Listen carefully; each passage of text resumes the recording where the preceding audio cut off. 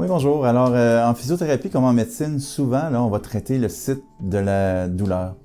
Ce que j'aime de la connect-thérapie, c'est qu'on va un petit peu au-delà de ça.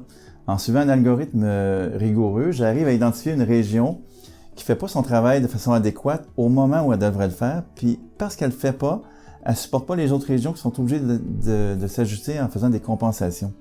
Alors, on sait que souvent les patients vont pas nécessairement consulter à cause de la douleur, mais plutôt parce qu'ils arrivent à un fin de potentiel d'adaptation qu'on dit qu'ils n'ont plus d'options pour bouger. Alors, moi, là, quand j'identifie le driver, quand je le corrige, on a un effet immédiat. Ça, c'est très stimulant pour moi, c'est très stimulant pour le patient aussi, parce qu'on sait qu'on s'en va vers la bonne direction.